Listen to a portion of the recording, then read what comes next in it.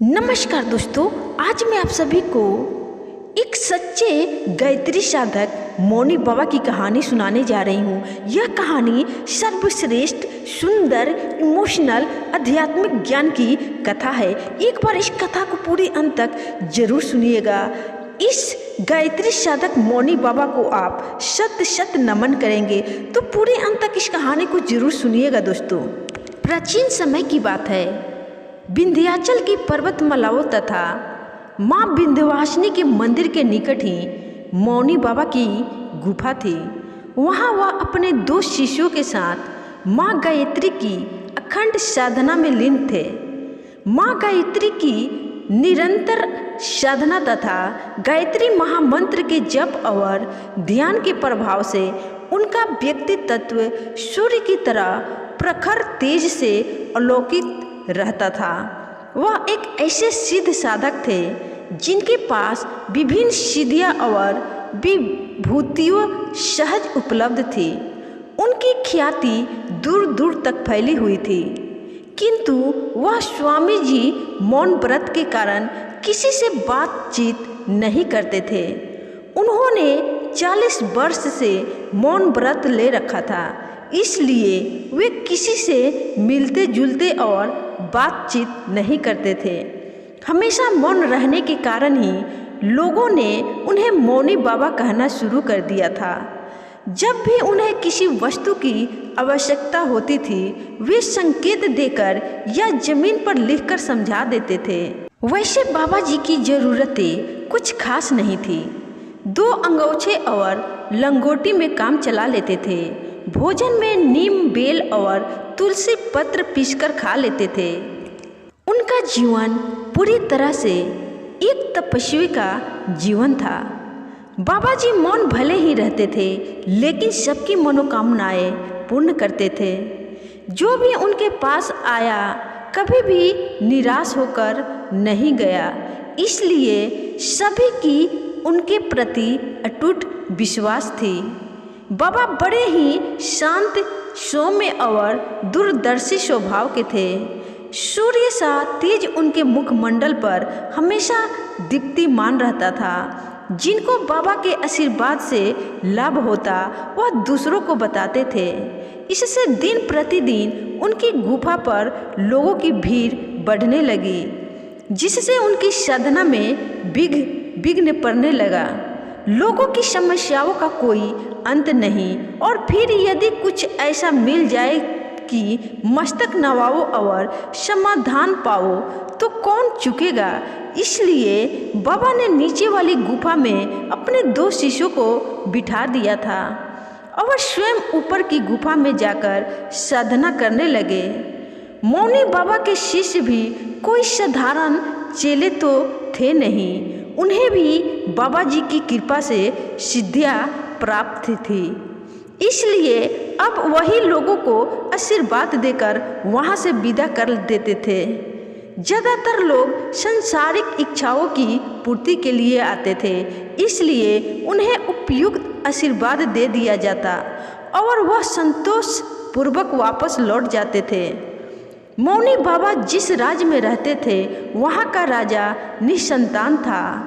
राजा स्वभाव से बड़ा ही दयालु, पराक्रमी और धर्मपरायण था।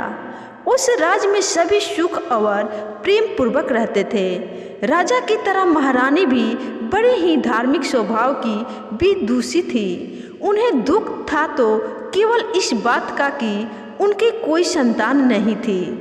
संतान प्राप्ति के लिए राजा और महारानी ने विभिन्न ज्योतिषियों द्वारा बताए गए कई व्रत और उपवास किए, किंतु आखिरकार उन्हें निराश ही होना पड़ा।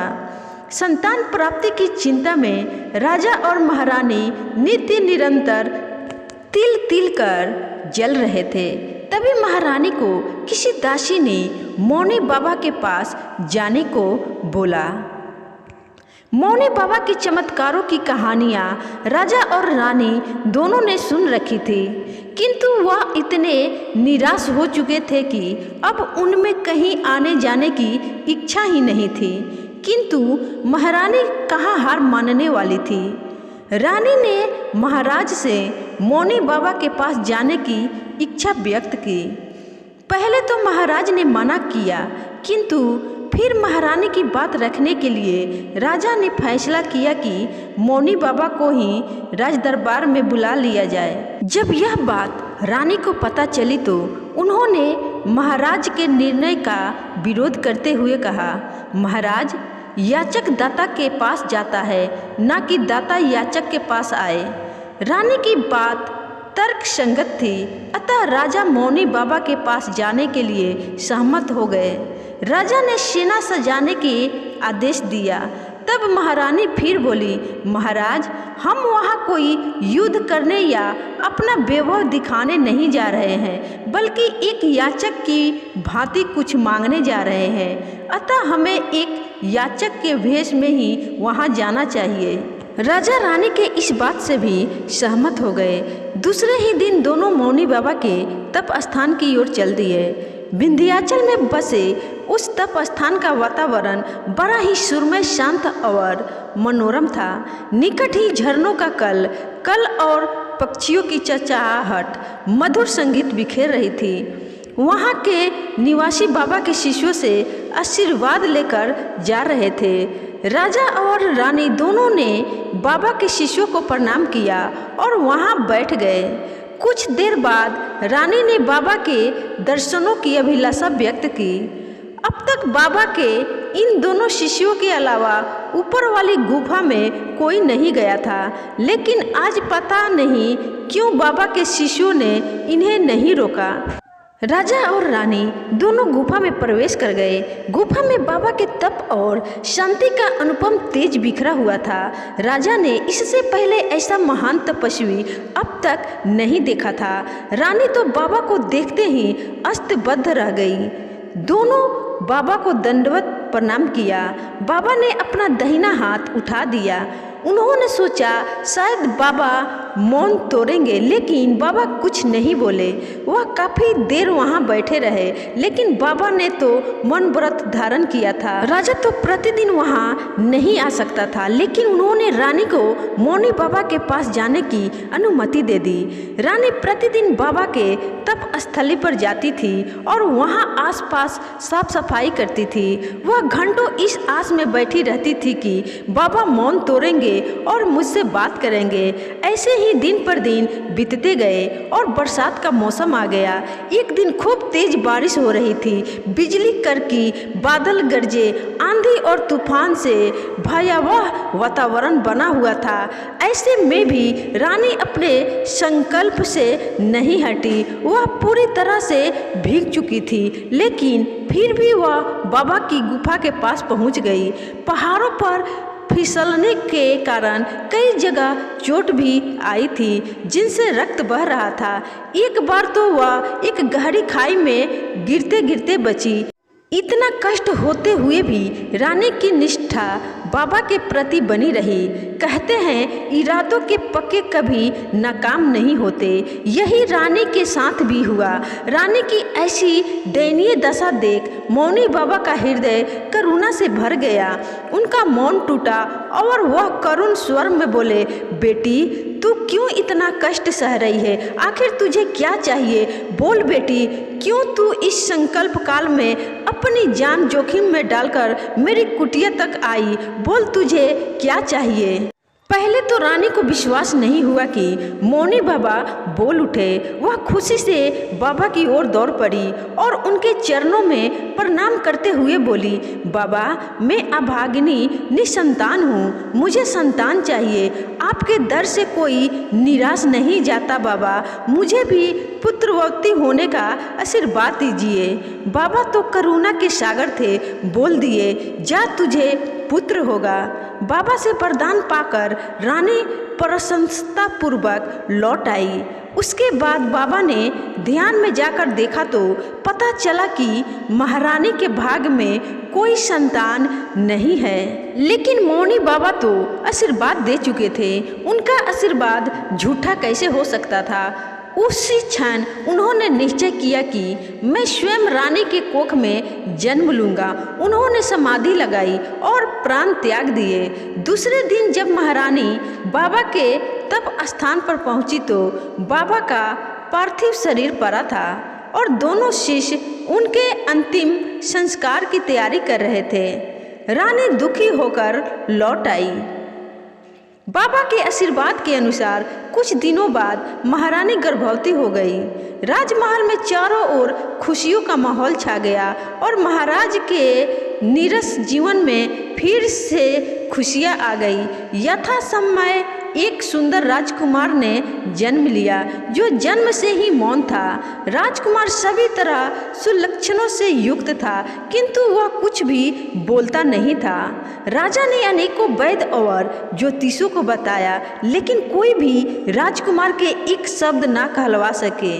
वैसे राजकुमार के शरीर में ऐसी कोई कमी नहीं थी कि उन्हें गूंगा कहा जा सके। लेकिन फिर भी जब सभी प्रयास निरर्थक हो गए तो राजा ने घोषणा कर दी कि जो कोई भी राजकुमार को बुलवा देगा उसे आधा राज दिया जाएगा।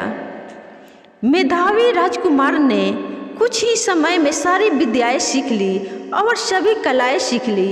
एक दिन राजकुमार मंत्री के पुत्र के साथ आखेट खेलने के लिए जंगल में गए। हालांकि राजकुमार को हिंसा बिल्कुल भी पसंद नहीं, लेकिन फिर भी वह मंत्री के पुत्र के साथ गए। उस दिन सिपाही दिन भर भटकते रहे लेकिन कोई शिकार नहीं मिला और शाम हो गई तो वापस लौटने लगे। तभी रास्ते में एक झाड़ी में से एक हिरन बोल पड़ा। सिपाही टूट पड़े और उसे मार दिया। हिरन की दयनीय दशा देख राजकुमार का हृदय करुणा से भर गया और वह बोल उठे, तू क्यों बोला? आज तू नहीं बोलता तो बच जाता। देख, मैं बोला तो दोबारा जन्म लेना पड़ा और तू बोला तो तुझे मृत्यु के मुंह में जाना पड़ा। हाय रे भाग्य, बिना सोचे विचारे बोलना भी कितना दुखमय हो सकता है। जब राजकुमार खुद से ये बातें कर रहा था तभी मंत्री का लड़का उसके पास ही खड़ा था। वह राजकुमार के बोलने से अचंभित था। उसने तुरंत राजमहल जाकर राजकुमार के बोलने वाली घटना महाराज को कह सुनाई। पहले तो राजा को विश्वास नहीं हुआ, फिर उसने पूछा, क्या सच में राजकुमार बोलता है? राजा से झूठ बोलने की सजा तुम जानते हो ना? मंत्री का लड़का बोला, आप खुद ही राजकुमार से पूछकर देख लीजिए महाराज, प्रत्यक्ष को प्रमाण की क्या आवश्यकता। भरी सभा में राजकुमार को बुलाया गया। सभा में सभी लोग उत्साहित थे कि आज राजकुमार बोलेगा, अगर नहीं बोलेगा तो मंत्री के पुत्र को फांसी की सजा हो जाएगी। राजकुमार सभा में आया, उसे बोलने के लिए कहा गया लेकिन राजकुमार गूंगे की तरह ही खड़ा रहा। तब राजा को गुस्सा आया और उसने मंत्री के पुत्र को फांसी की सजा देने का आदेश दे दिया। राजा ने सोचा, यह आधे राज के लोभ में आकर मुझसे झूठ बोला है। फिर जल्लाद आया और मंत्री के पुत्र को फांसी देने ही वाला था कि तभी राजकुमार चिल्ला पड़े, बोले, छोड़ दो उसे। राजकुमार के ये शब्द सुनकर सभा में सभी के चेहरे खिल उठे। इसके बाद राजकुमार ने अपने पूर्व जन्म की बात बताई। राजकुमार बोले, राजन, मैं विंध्याचल के पर्वतों में रहने वाला वही मौनी बाबा हूँ जिसके पास आप और महारानी पुत्र प्राप्ति के कामना लेकर आए थे। रानी की श्रद्धा और निष्ठा देखकर मेरा हृदय करुणा से भर गया और मैंने उनको पुत्रवती होने का आशीर्वाद दे दिया। किंतु मुझे बाद में ज्ञात हुआ कि रानी के भाग्य में कोई संतान ही नहीं है। इसलिए अपने आशीर्वाद को पूरा करने के लिए मुझे स्वयं को रानी की कोख से जन्म लेना पड़ा।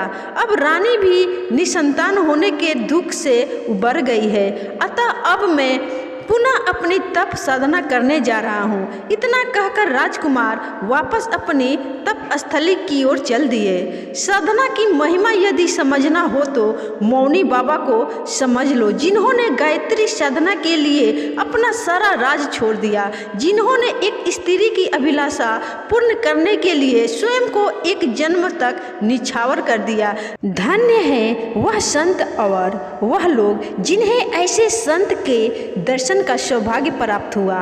मौनी बाबा को मेरा शत शत नमन।